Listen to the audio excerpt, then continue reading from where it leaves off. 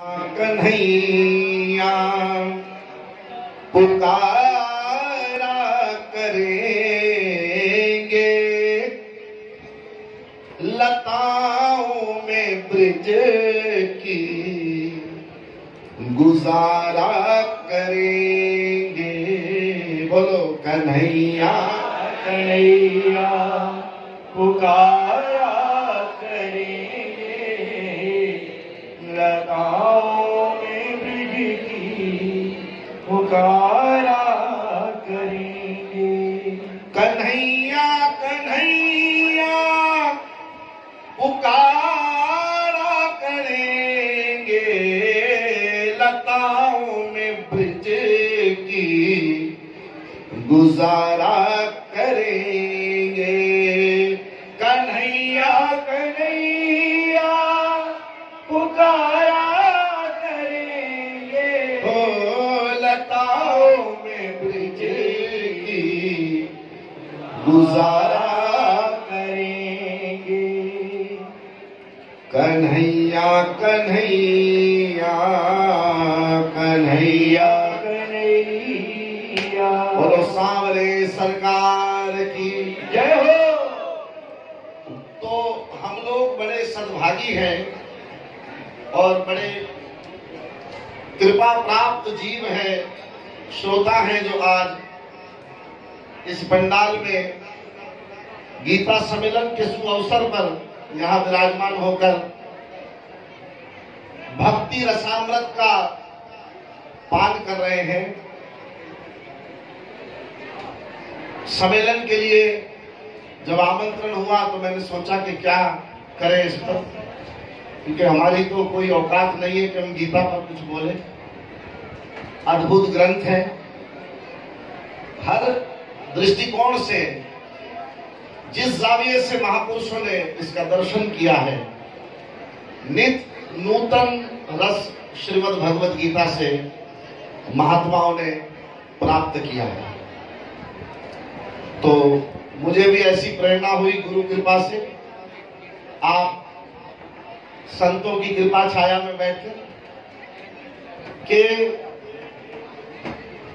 क्यों ना श्रीमद् भगवत गीता में से नवदा भक्ति जो अनेक अनेक स्थानों पर शास्त्रों धर्म ग्रंथों में वर्णित की हुई है, उस पर कुछ गीता में से दर्शन किया जाए। क्योंकि गीता दर्पण है, जब हम हृदय की दृष्टि से गीता रूपी दर्पण में दर्शन करते हैं तो इसके अनेक दिव्य भाव हम लोगों को प्राप्त होते हैं। आज नवदा भक्ति जो श्रीमद् भागवत के अंदर वर्णित है, उस पर थोड़ा संक्षेप में हम चर्चा करेंगे। कीर्तन द्वारा रूहानी नृत्य का आपने आनंद ले लिया, अब आइए थोड़ा रस हम पीते हैं बैठ के। और ऐसा नहीं है कि आप लोग सिद्धांत सुनने के आदि नहीं है, आप आदि हैं, चाह भी रखते हैं, प्रेम भी रखते हैं। ये आपका चाह और आपकी प्रेम तो है जो आपको यहाँ पर खींच के लाया है। कन्हैया से आपका प्रेम है। इसलिए अब ये जितना समय हमारे पास है, इस टॉपिक को थोड़ा ध्यान से आत्मसात करेंगे। ध्यान रहे, पहली बात हमें ये समझनी है, संसार से प्रेम, संसार से लगाव और संसार का मोह हमको आसक्ति के बंधन में बांधता है। कन्हैया के चरणों में प्रेम, कन्हैया से लगाव और कन्हैया से मोहब्बत का इकरार, क्या कह रहा हूं मैं, मोहब्बत का, बोलो तो सही भाई, इकरार या इनकार। देखो, जिसको संसार से मोहब्बत होगी वो कन्हैया से मोहब्बत का इकरार करने में डरेंगे। हाँ? और जो संसार को तुच्छ समझते हैं कृष्ण भक्ति के आगे, क्योंकि कृष्ण के सिवा ये संसार का सारा सुख कचरा है। क्या है? तो हमें कचरे में हाथ नहीं मारना है, कृष्ण में हाथ मारना है।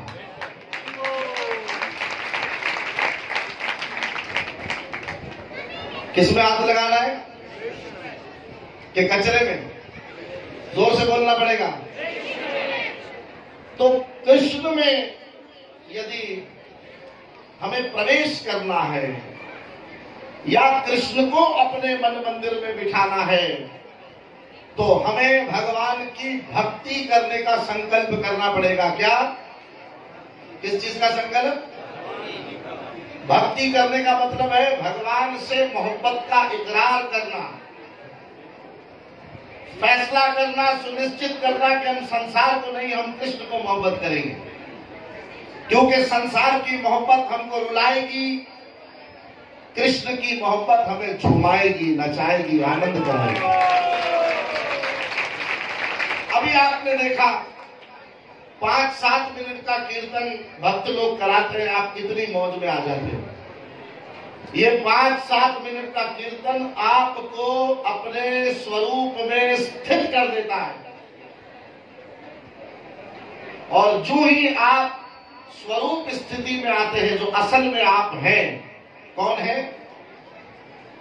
आप और मैं नित्य कृष्ण के दास हैं। यही हमारा असल स्वरूप है। उस असल स्वरूप में आते ही आप में मौज आ जाती है। आती है नहीं? सोचो 5 मिनट के कीर्तन में ये मौज ऐसी मच जाती है, अगर पूरा जीवन कीर्तन करने में बीते तो आपका जीवन क्या होगा?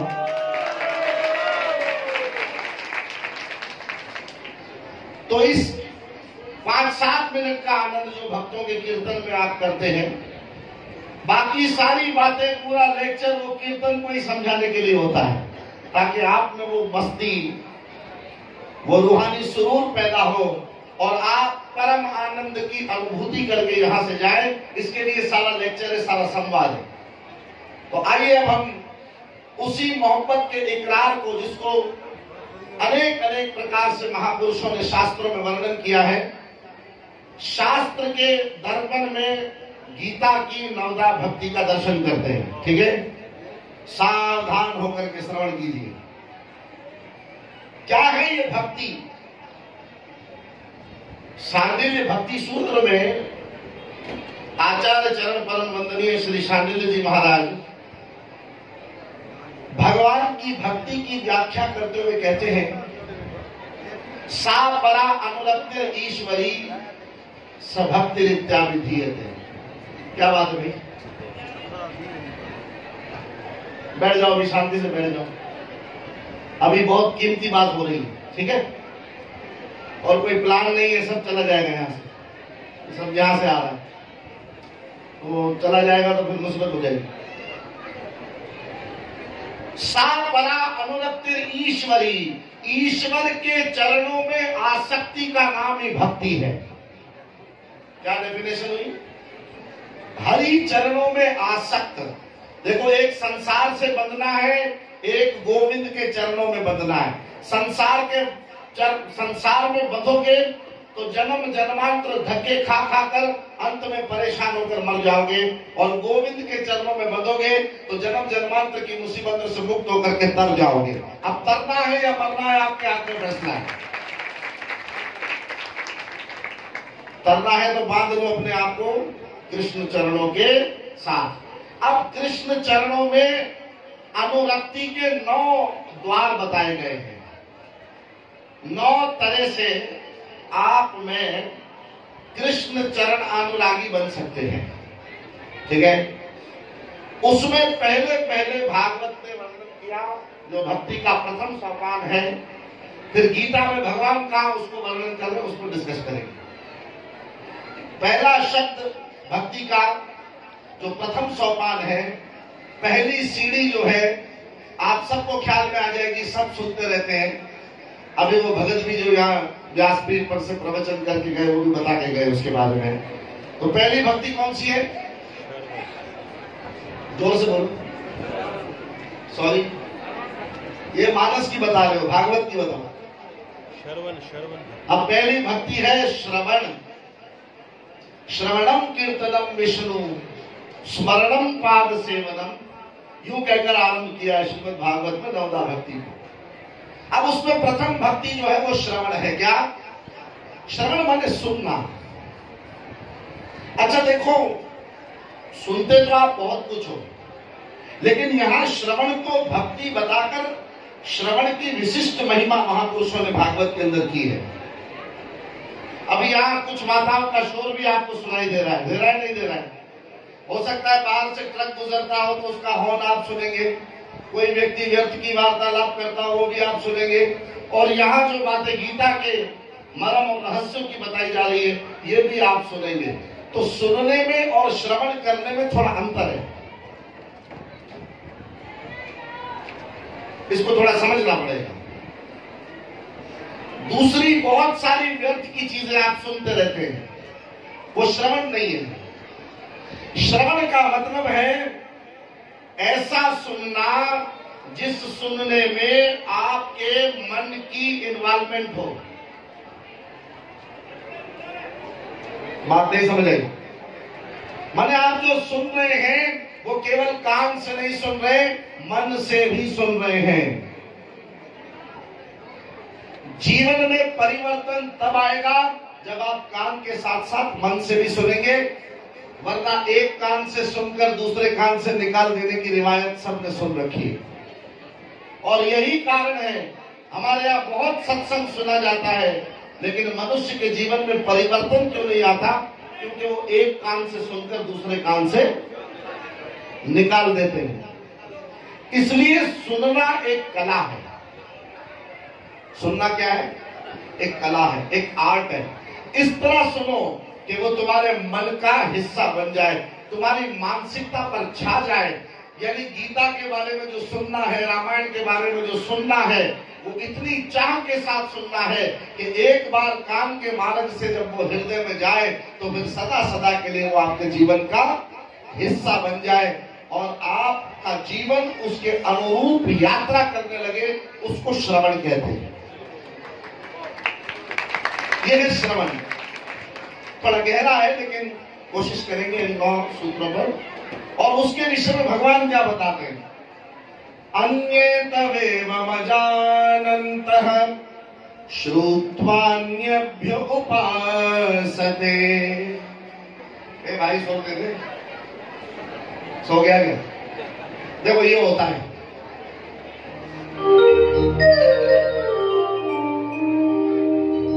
उसको सोचा लेक्चर शुरू हो गया, मेरा काम खत्म है। अन्येतवेवमजानन्तः, अब ये गीता में कृष्ण बता रहे श्रवण क्या है। अन्येतवेवमजानन्तः श्रुत्वान्यभ्यो उपासते तेऽपि चातितरन्त्यैव मृत्युं श्रुतिपरायणा। भगवान कह रहे गीता अध्याय 13 श्लोक 25, परंतु इन दूसरे अर्थात जो मंद बुद्धि वाले हैं, जिनकी बुद्धि कैसी है? मंद है, ज्यादा डायरेक्टली उनको सिद्धांत की बात जल्दी करके समझ में नहीं आती, पर ऐसे मंद बुद्धि वाले भी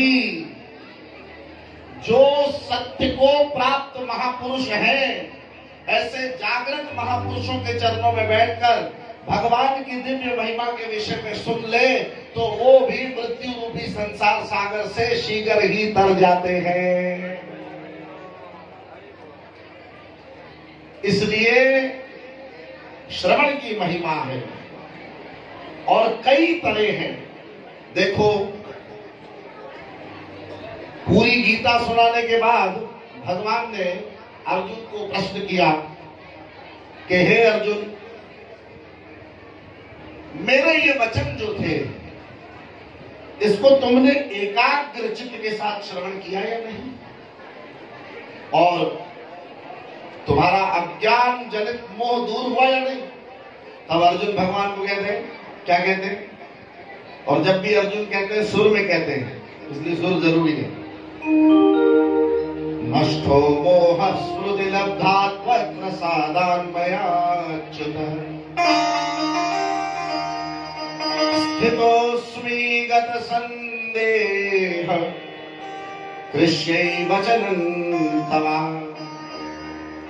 अर्जुन कहता है प्रभु नष्टो मोह स्मृति लब्धा। भूल गया था मैं, किस कारण?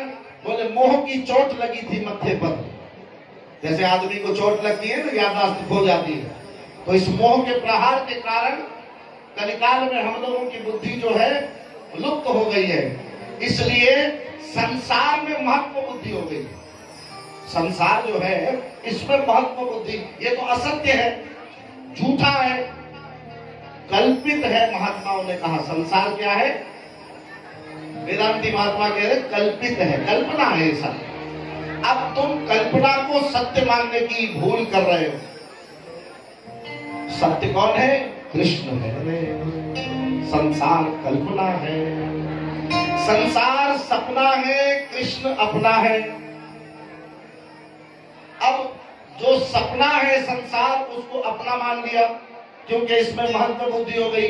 इसमें महत्व बुद्धि क्यों हुई? बोले इस संसार से मोह हो गया, तो झूठ में प्रेम हो गया, कचरे में प्रेम हो गया, और हमने कृष्ण को छोड़ दिया। अब ये गीता सम्मेलन इसलिए है ताकि खोई हुई याददाश्त वापस आए। तुम कुछ इस ढंग से सुनो कि कचरे को छोड़ो और कृष्ण के चरणों को पकड़ लो।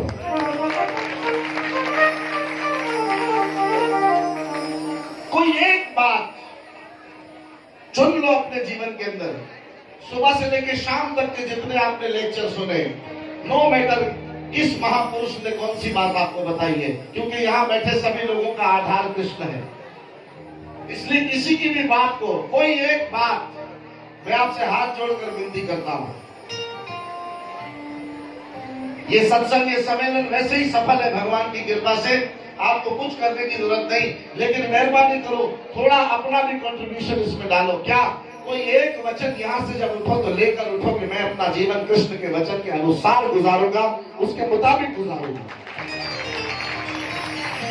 चाहे किसी ने भी कहा हो, हमारी माता श्री बोले, ईशाना प्रभु बोले, कोई महापुरुष बोले, पर आप और मैं जब यहाँ से उठे तो कोई एक नया विचार अपने जीवन को धन्य बनाने के लिए यहाँ से लेकर उठे, और हम जाकर बोले कि हम श्रवण करके आए। क्या करके आए? पहली भक्ति। उसके विषय में भगत बोल गया अभी रामचरितमानस में से। महात्मा वाल्मीकि जी ने उसका उल्लेख किया बहुत प्रेम से। राम कहते मैं कहां रहूं? वाल्मीकि जी भगवान कहते हैं कि जिनके श्रवण समुद्र समाना। आ जाओ नीतीश माइक में। रामायण की चौपाई गाएंगे ना साईं? रामायण गाऊं, टाइम का इशारा कर देना। तो नौदा भक्ति पूरी ना हो तुम्हारे सिर है। गुरुबख्श जी इशारा कर देना, टाइम का इशारा कर देना, फिर पूरी हो ना हो तुम्हारे सिर है। माइक दे दिया बच्चे। जिनके श्रवण समुद्र समाना,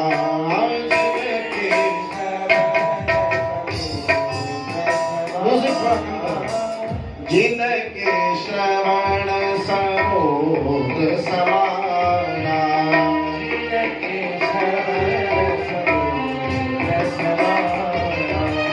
कथा तुम्हारी सुभग सरिगाना, कथा तुम्हारी सुभग सरिगाना, भरहि निरंतर होहि न पूरे, भरहि निरंतर होहि न पूरे, तिनके हृदय बसहु हरो रे, तिनके हृदय बसहु।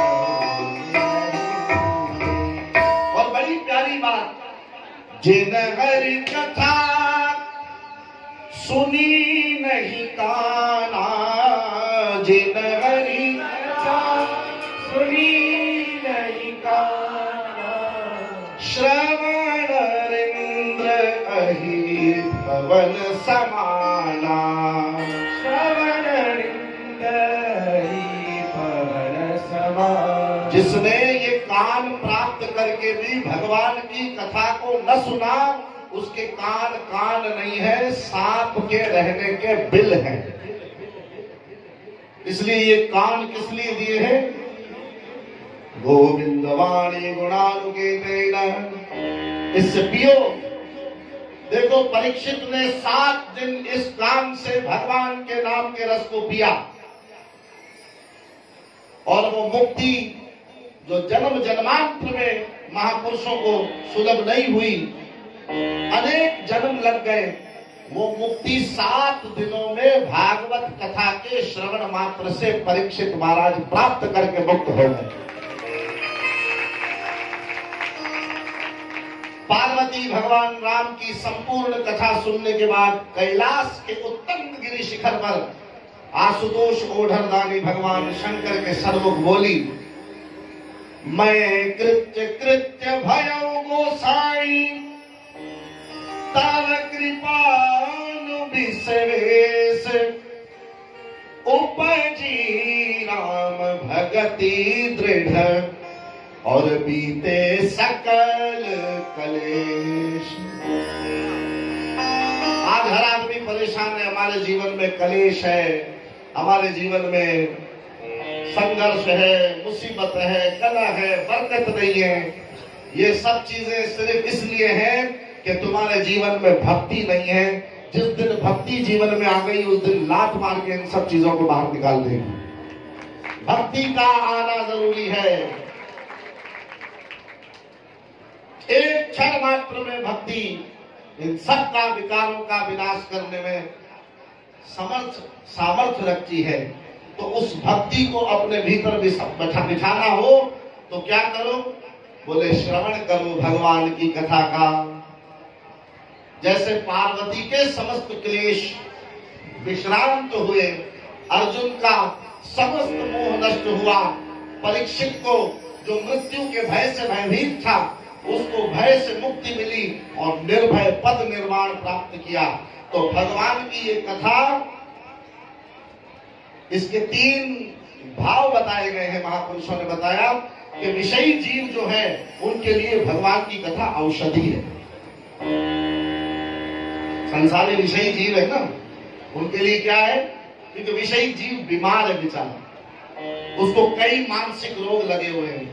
जहां राम होना चाहिए वहां काम बैठा हुआ है, जहां बोध होना चाहिए वहां क्रोध बैठा हुआ है, जहां भगवान के चरणों में अनुरक्ति होनी चाहिए वहां संसार की आसक्ति बैठी हुई है, जहां दया धर्म होना चाहिए वहां दम्भ और पाखंड बैठा हुआ है। तो ये सारे रोग मन के हैं, जिसके कारण संसार का विषयी जीव बीमार है। तो वो बीमार को गीता की औषधि खिलाओ तो वो तंदुरुस्त हो जाएगा, सारी बीमारी मुक्त हो जाएगी। इसलिए भागवत ने उसको कहा भवौषधा। ये भागवत क्या है? बोले ये भवौषधि है विषयी जीवों के लिए। तो फिर किसी ने पूछा कि प्रभु फिर बताइए, विषयी जीवों के लिए तो ये औषधि है, लेकिन जो भक्त लोग हैं उसके लिए ये क्या है? तो गोस्वामी व्यासनंदन श्री सुखदेव जी महाराज ने वर्णन किया कि जो भक्त लोग हैं, गोपिकाएं भगवान की भक्त हैं, उनके लिए क्या है? भागवत की कथा, गीता की ये दिव्य गाथा, रामचरितमानस की कथा, ये क्या है भक्तों के लिए? बोले तब कथा अमृतम तप्त जीवनम कविभिरीडितम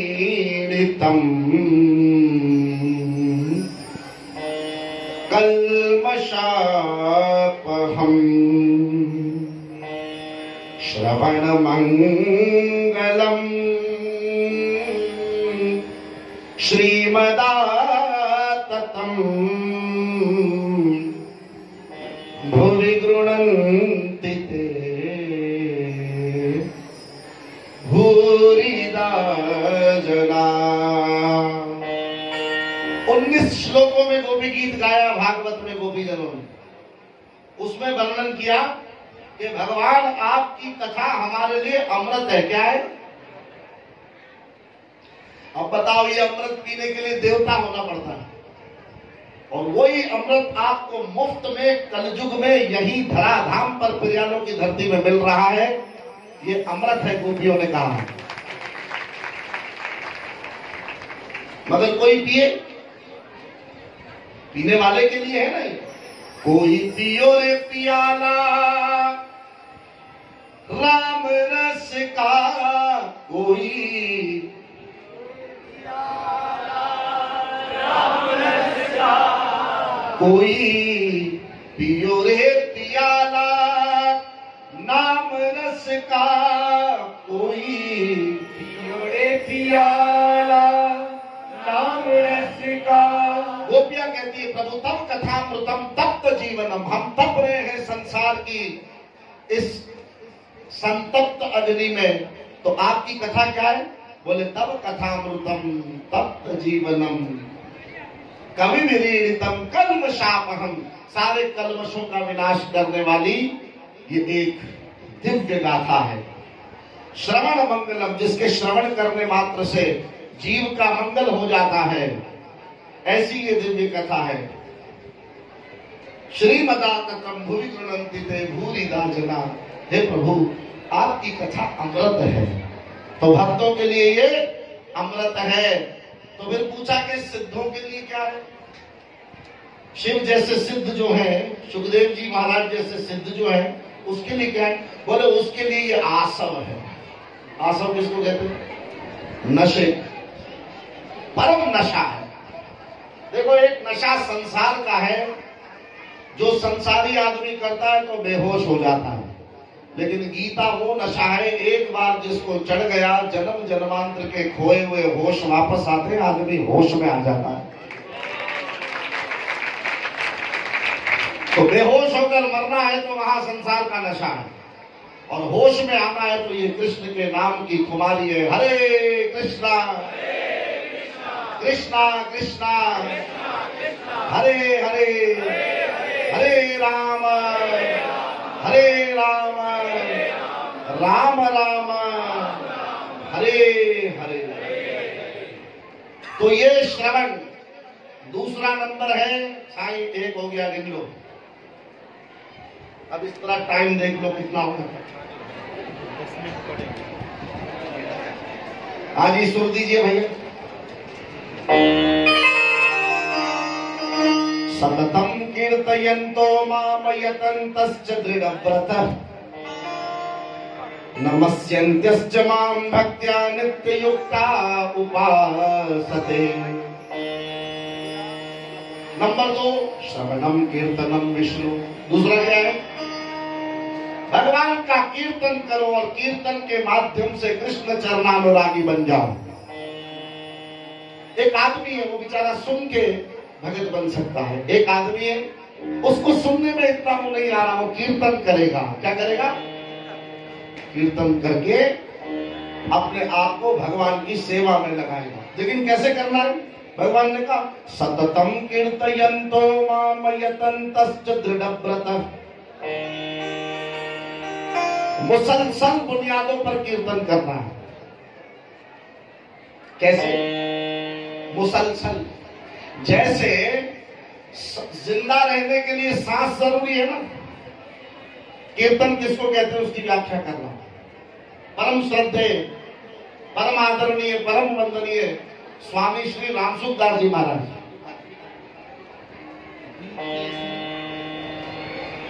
माइक खोलो भाई गुरुबख्श का। BKC 557 कल्टस, BKC 557 कल्टस बार बिठिया सजो रोड ब्लॉक थी वियो आहे। परेशान न बाशा, महिरबानी करे या गाड़ी कंहिंजी बि आहे हटाए। 557 कल्टस। मैं क्या कह रहा था? याद करा। सततम कीर्तयन्तो माम यतन्तश्च दृढव्रतः, मुसलसल बुनियादों पर। जैसे जिंदा रहने के लिए सांस की जरूरत है, परम वंदनीय स्वामी रामसुखदास जी महाराज ने कहा कि जैसे जीवित रहने के लिए श्वास की आवश्यकता है, और एक क्षण मात्र के लिए भी अगर सांस रुक जाए तो आदमी व्याकुल हो जाता है। वैसे ही भगवान का नाम एक क्षण मात्र के लिए भी जीभ से जाए तो व्यक्ति व्याकुल हो जाए, इसका मतलब है वो कीर्तन कर रहा है। एक क्षण भी वो रह नहीं सकता कीर्तन के बगैर। सोएगा तब भी नींद में उसका कीर्तन, अखंड कीर्तन चलता रहेगा। ठीक है, तो कीर्तन कैसे है? बोले सततम कीर्तयन्तो माम यतन्तश्च, बार बार हरे कृष्णा हरे राम यतन्तश्च, बार बार यत्न करो, क्योंकि मन बड़ा चंचल है। आप जितना लगाओगे कीर्तन में, ये पराई पंचायत में घुसेगा। बार बार इसको यहाँ लेकर आओ, लगाओ कीर्तन के अंदर भगवान के नाम में। तो नाम के कीर्तन को जीवन का लक्ष्य बनाओ, द्वितीय भक्ति। भागवत के अंतिम श्लोक के अंदर भगवान कहते हैं, भागवत कह रहा है, नामं संकीर्तनं यस्य सर्व पाप प्रणाशनम प्रणाम दुख शमनः तं नमामि हरिं परम। नाम का कीर्तन, जो कीर्तन समस्त पापों का नाश करता है। जैसे मैले कपड़े को मुसलसल मुतवातर साबुन रगड़ते रहो, पानी डालते रहो, तो उसकी रगड़ से गंदे में गंदा कपड़ा साफ हो जाता है। वैसे मुतवातर मुसलसल जब भक्त लोग भक्तों की एसोसिएशन में रहकर कीर्तन करते हैं तो मन पे लगे हुए अनेक जन्मों के अपराध और पापों का मैल जो है वो नष्ट हो जाता है और मनुष्य का हृदय पवित्र विशुद्ध हो जाता है और वो भगवान के योग्य बन जाता है। इसलिए कीर्तन की महिमा है। भगवान की कीर्ति को गाइए, खूब उनकी महिमा कहिए। एक सूत्र मैं ना भूलूं तो चैतन्य चरितामृत में से है, माता जी बता देगी। तृणादपि सुनीचेन तरोरपि सहिष्णु अमानीन मानदेन कीर्तन्ये सदा हरि। ठीक है माता जी, मेरे ख्याल शिक्षा अष्टक में है। हाँ। तो क्या कहा इसमें? कहा तृणाद अपि सुनीचे। हमें कैसे होना है? बोले तिनके से भी ज्यादा नीचा होकर रहना है। जो जिज्ञासु साधक बैठे हुए उसको ठीक पकड़ लेंगे बात को। तिनके से भी ज्यादा नीचे होकर रहो। किसी ने पूछा क्यों भाई? बोले इसलिए क्योंकि तिनका भी मामूली घास का तिनका हो, आंख में चला जाए, आंख लाल कर देता है, भयंकर पीड़ा देता है। एक भक्त को, एक साधक को, एक जीव को इससे भी ज्यादा नीचा होकर रहना चाहिए ताकि उसकी जात से, उसके मन, कर्म और वचन से किसी पराये व्यक्ति को जर्रे बराबर भी कोई पीड़ा या कोई तकलीफ न पहुंचे। कृष्ण भक्ति में जिसको आगे जाना है। तृणाद अपि सुनीचे तरोर अपि सहिष्णु। ये वृक्षों, लताओं, बताओं से भी ज्यादा सहिष्णु होना चाहिए उस भक्त को। आप देखो, आप उसको पत्थर मारते हो, फल वाले वृक्ष को पत्थर मारते हो, मिलता क्या है? आप पत्थर मारते हो, वो आपको फल देते हैं। इतनी सहनशीलता। वो बारिश सहन करते हैं, आपको भीगने से बचाते हैं। धूप सहन करते हैं, आपको धूप से बचाते हैं, आपको छाया प्रोवाइड करते हैं। उससे भी ज्यादा एक भक्त को सहिष्णु होना चाहिए। कुव्वत बर्दाश्त उसके अंदर उससे भी अधिक मात्रा में होनी चाहिए। तीसरी बात बड़ी प्यारी बताई, अमानीन मान देन। स्वयं अमानी रहे, दूसरों को मान प्रदान करे। और आखिरी बात, कीर्तन ये सदा हरि। भगवान के नाम का सदा कीर्तन करे तो नाम कीर्तन से भव रूपी संसार सागर से तुरंत ही भक्त पार उतर जाता है।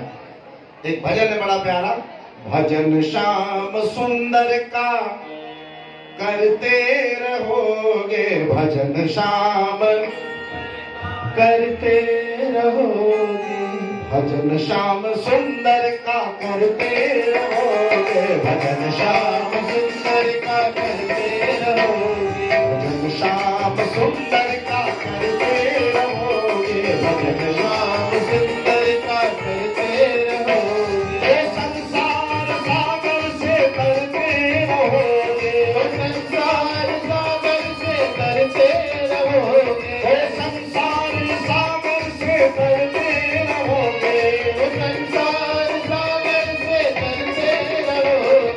भजन श्याम सुंदर का करते रहोगे, भजन श्याम सुंदर का करते रहोगे, भजन श्याम सुंदर का। श्रवणम कीर्तनम विष्णु स्मरणम। तीसरी बात क्या है भगवान की भक्ति में? बोले अनन्य चेता सततम यो माम स्मृति नित्यशः तस्याहं सुलभः पार्थ नित्य युक्त योगिनः। हे अर्जुन, जो पुरुष मुझ में अनन्य चित्त होकर निरंतर मुझ पुरुषोत्तम का स्मरण करता है, यानी मुझे याद करता रहता है। ध्यान रहे, याद है तो आबाद है। जीवन में आबाद होना है तो क्या करना पड़ेगा? जीवन को कृष्ण की याद से भरो। और बार बार मैं एक चीज आपसे शेयर करता रहता हूं। लोग अक्सर कहते हैं हम पर दया नहीं होती भगवान की, तो महात्माओं ने बहुत सरल तरीका बता दिया कि भगवान को याद करो।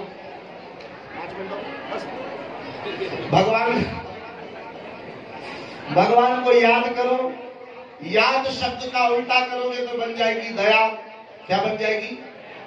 तो जो जितना ज्यादा भगवान को दिल से याद करेगा उस पर उतनी ज्यादा भगवान की दया बरस पड़ेगी। यहाँ भगवान कह रहे मेरे को स्मरण करो, ममानुस्मरण युद्धे च। बार बार स्मरण पर भगवान ने जोर दिया है। ये मत देखो कि आपका दुख कितना भयंकर है, क्योंकि वो टल जाएगा। ये मत भूल जाओ कि ये जो सुख तुम्हारे पास है, जिसमें तुम भूले समा रहे हो, ये सुख कुछ क्षणों बाद समाप्त हो जाएगा। नियति है प्रकृति की कि ना यहाँ सुख टिकेगा ना यहाँ दुख टिकेगा। तो दुख में घबराओ मत, और सुख आ जाए तब अहंकार मत करो। दोनों सूरतों में भगवान के नाम का जो सुमिरन करता है वो इन दोनों द्वंद्वों से मुक्त होकर भवसागर तर जाता है। तो ये तृतीय बात, श्रवणम कीर्तनम विष्णु स्मरणम पाद सेवनम, भगवान के चरण कमलों की सेवा करना। ये कैसे? अभी उसका उल्लेख आपको इशारा प्रभु बता गए थोड़ी देर पहले। इस श्लोक पर इशारा किया, समय अभाव के कारण वो उस पर नहीं बोल पाए। कैसे है वो? मन्मना भव मद भक्तो मध्याजि माम नमस्कुरु मामे वैश्यसि युक्त्वैवम् आत्मानं मत्परायणा। भगवान कहते हैं मुझ में मन लगाओ, मेरे भक्त बनो। यहाँ भक्त बनने से मुराद भगवान के चरणों में जिनकी अनुरक्ति है, जो भगवान के चरणों में नित्य दास भाव रख करके उनके चरणों की सेवा करते हैं, उसका आश्रय यहाँ पर ये लिया जा सकता है। तो एक जिज्ञासु जीव को भगवान के चरण कमलों की सेवा करने का, उनके पद कमलों के पद चिन्हों पर चलने का संकल्प लेना चाहिए। वो भगवान के चरणों की सेवा है। श्री हनुमान जी महाराज का दृष्टांत कई बार हमने आपको सुनाया है। जब विभीषण जी महाराज हनुमान की प्रसन्नता को देखकर उनसे प्रश्न करते हैं, रावण को मारने के बाद जब लंका में वापस आए तो हनुमान जी को विशेष खुश देखकर पूछा विभीषण जी ने कि हनुमान, ये सुग्रीव खुश है क्योंकि इसको खोया हुआ पद मिला, मैं भी खुश हूं क्योंकि मुझे लंका का पद मिला। भगवान राम की खुशी भी समझ में आती है कि वो भी 14 वर्ष के बाद लौटे तो अयोध्या का जो पद है वो राम जी को मिला, लेकिन तुम हम सबसे ज्यादा खुश दिखाई पड़ते हो। तो तुम्हें कौन सा पद मिला है जो तुम इतने खुश हो? हनुमान जी महाराज हाथ जोड़कर जवाब देते, प्रभु सुग्रीव को उसका खोया हुआ किष्किंधा का पद मिल गया, वो एक पद उसको मिला। आपके भाई के स्वर्गारोहण के बाद आपको लंका का पद मिला, वो एक पद मिला। और माफ कीजिएगा, अयोध्या की राजगादी पर विराजमान हुए भगवान रामचंद्र जी को भी एक ही पद मिला। मगर मैं इतना खुश इसलिए हूँ क्योंकि मुझे मेरे परमात्मा भगवान राघवेंद्र सरकार के दोनों चरण कमल, उनके दोनों पद मिले, इसलिए मैं ज्यादा खुश। पाद सेवनम, तो कुछ बनना है तो चरणों में बैठना सीखना चाहिए।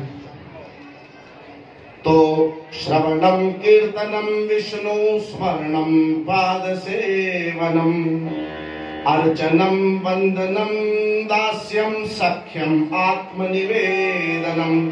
अर्चन क्या है? यतः प्रवृत्ति भूतानां येन सर्वमिदं ततं सर्वकर्मणां व्यर्चये सिद्धिं वन्दति मानवा। जिस परमेश्वर से संपूर्ण प्राणियों की उत्पत्ति हुई है और जिससे ये समस्त जगत व्याप्त है, उस परमेश्वर को अपने स्वाभाविक कर्म द्वारा पूजा करके मनुष्य परम सिद्धि को प्राप्त कर लेता है। गीता का वचन है, गोविंद का। अपने स्वभाव से भगवान का अर्चन पूजन करो। जिस प्रकार आप निमित्त बन सको भगवान की अर्चन सेवा में। देखो हमारे भक्त लोग कैसे कैसे भगवान का अर्चन करते हैं, दिव्य श्रृंगार कराते हैं, अरे भगवान को उठाते हैं, भगवान को बिठाते हैं, और यहाँ तक के हद हो गई भगवान को सुला भी देते हैं। तो लोग कहते हैं भगवान खाते नहीं, लोग साग विदुर की तरह सब खिलाते नहीं, साग विदुर की तरह सब।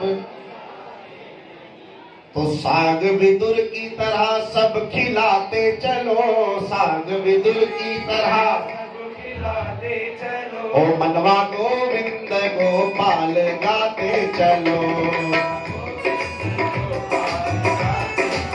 ओ मनवा गोविंद गोपाल गाते चलो। ओ राधे गोविंद भजो राधे गोविंद, राधे गोविंद भजो राधे गोविंद, राधे गोविंद भजो राधे गोविंद, राधे गोविंद भजो राधे गोविंद।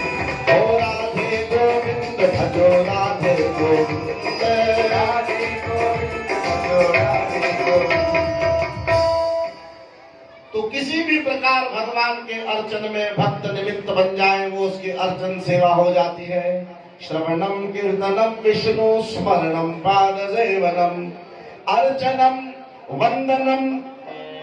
दो श्लोक एक जैसे जो 9-18 के अंदर है। दूसरा श्लोक, मन मना भव मद भक्तो मध्याजि माम नमस्कुरु, माम वैश्यसि सत्यम ते प्रीति जाने प्रियोसि में। हे अर्जुन, तू मुझ में मन वाला हो, मेरा भक्त बन, मेरा पूजन करने वाला हो, और ये मैं तुझसे सत्य प्रतिज्ञा करता हूँ क्योंकि तू मेरा अत्यंत प्रिय है। यहाँ भगवान को नमस्कार करने के पीछे जो आश्रय है वो यही है कि भगवान को वंदन किया जाए। जो भगवान को वंदन करते हैं वो भाव के बंधन से मुक्त होकर के आनंद की उपलब्धि करते हैं। इसलिए संक्षेप में मुझे इशारा आ गया है, और समझदार आदमी का काम है इशारे में बात को समझ जाए।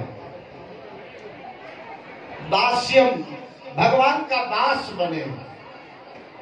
मैं अमूमन एक बात कहता रहता हूं कि जो भगवान के दास हैं वो सदा भगवान के पास हैं, और जो सदा भगवान के पास हैं इसलिए हमारे लिए वो बहुत खास हैं। ऐसे महापुरुषों के चरणों में सदा हमें वंदन करना चाहिए, क्योंकि जो भगवान के चरणों में जुड़े हुए हैं वही हमें भगवान के चरणों से जोड़ने का काम कर सकते हैं। इसलिए एक बहुत सरल उपाय है कृष्ण तक पहुंचने का, कि जो कृष्ण तक पहुंचे हुए हैं ऐसे पहुंचे हुए महापुरुषों की शरण में रहकर आप और मैं भक्ति करें भगवान। अंतिम सूत्र, इस दास्यम भाव का जो दर्शन है वो अर्जुन दूसरे अध्याय के अंदर आपको करा देते हैं। कार्पण्य दोषोपहत स्वभाव प्रच्छामि त्वां धर्म सम्मूढ़ चेता यश्रेयं स्यान्निश्चितं ब्रूहि तन्मय शिष्यस्तेहं शाधिमां त्वां प्रपन्नम। अर्जुन स्वीकार करता है, प्रभु मैं नहीं जानता मेरे लिए क्या ठीक है क्या गलत है, इसलिए अब मैं आपके शरण के अंदर हूँ, आपका शिष्य होना स्वीकार करता हूँ, आपका दास होना स्वीकार करता हूँ। देखो देरी है सिर्फ हमारे दास हो जाने में, भगवान की कृपा को बरसने में कोई देर नहीं लगेगी। मैं कहता हूँ इस क्षण कोई भक्त जाग कर ये संकल्प कर ले कि शिष्य से हम शाधिमां त्वां प्रपन्नम, तो इसी क्षण उसके ऊपर भगवत कृपा की वर्षा बरस पड़ेगी। दास्यम अंत में आत्मनिवेदनम, अपने आप को ही भगवान के चरणों में समर्पित कर देना। तमेव शरणम गच्छ सर्वभावेन भारत तत्प्रसादात् परां शांतिं स्थानं प्राप्स्यसि शाश्वतम्। हर भाव से उसी परम पिता परमेश्वर की शरण में जाओ, उसी ही की कृपा दृष्टि से समस्त पाप ताप के संताप से मुक्त होकर सदा सदा के लिए मुक्त हो जाओगे। ये है अपनी जात का भगवान के चरणों में समर्पित कर देना। तो ये मुख्तसर, इस पर ज्यादा तो डिटेल में हम बात नहीं कर पाए। विवेकी जनों के सानिध्य में ये कुछ बातें नवदा भक्ति के अनुरूप, पर गुरु कृपा हो जाए और कृष्ण कृपा करे तो ये तो ऐसे सूत्र है, एक सूत्र पर एक दिन कथा होनी चाहिए, तब जाके 9 दिन की कथा में नवदा भक्ति गीता के अनुरूप पूरी होगी। तो ये विलक्षण भाव स्पष्ट रूप से गीता में नवदा भक्ति का कहीं वर्णन देखने को नहीं मिलता, लेकिन ये बड़ी कृपा है हम जैसे जीवों के ऊपर। परम अनुरागी भगवान के चरणों के परम रसिक स्वामी रामसुख दास जी महाराज का ये संकलन है। एक बार उनके लिए जोरदार ताली बजाइए, जिन्होंने पूरी गीता में से ये भाव नवदा भक्ति के निकाल कर हमें दिए और हम जैसे जीवों को ये अवसर दिया कि इन सूत्रों द्वारा आपकी हम सेवा कर सके। तो अब एक भजन की इजाजत हो तो कर ले, नहीं तो उतर जाए, कर ले।